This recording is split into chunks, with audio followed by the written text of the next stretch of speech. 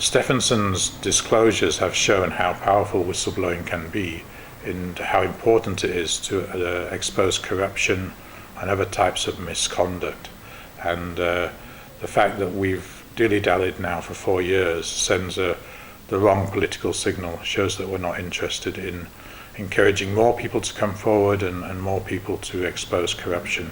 According to reports, Fishrot whistleblower Jóhannes Stefánsson, who served as the former director of operations in Namibia for Icelandic fishing company Samherji, is allegedly seeking medical treatment for poisoning prior to his return to Namibia, where he is expected to testify in the Fishrot corruption probe. Speaking to Today on One, the IPPR executive director Graham Hopwood said that although the Whistleblower Protection Act has not yet been gazetted, there are some laws that Stefánsson can rely on for protection, such as the Anti-Corruption Act and the Criminal Procedure Act. I don't think he has much chance of being protected under the Whistleblower Protection Act, but I think he's relying on Section 52 of the Anti-Corruption Act, which does say if a witness or informant does cooperate with the ACC, they can be protected from prosecution themselves.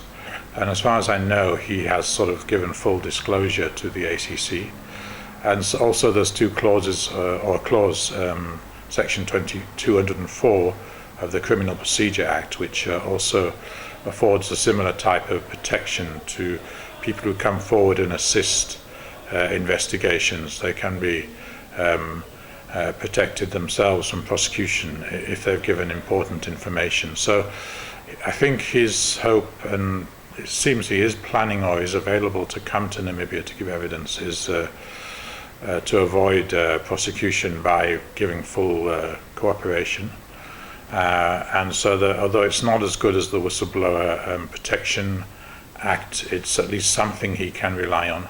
Of course, as to his physical safety, I think he knows that he's been under threat really since these revelations came to light, and possibly before.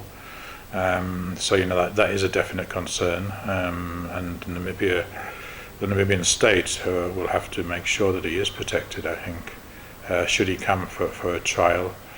Although multiple investigations into the Fishrot scandal are underway in several countries, Namibia has made significant progress in the investigations, as several key suspects, which include the former fisheries and justice ministers, have been arrested, spending over a year in custody since Stefánsson lifted the lead on the Fishrot scandal. Hopwood further added that the Fishrot scandal will test the judiciary's ability to protect whistleblowers and the government's efforts to curb corruption in Namibia.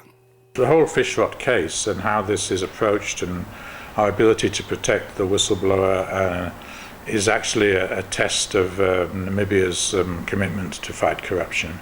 And if we don't meet the challenges here, it means that we're basically saying, corruption on a massive scale can just go ahead in Namibia and there will be no or very few consequences. And so this is like a sort of big test case for Namibia's commitment to fight corruption. A coalition of international whistleblower advocates have launched a GoFundMe campaign to support Stefánsson in his plight for justice and to get immediate treatment for poisoning, as he has been unable to receive adequate poisoning treatment in Iceland and is financially unable to seek treatment internationally.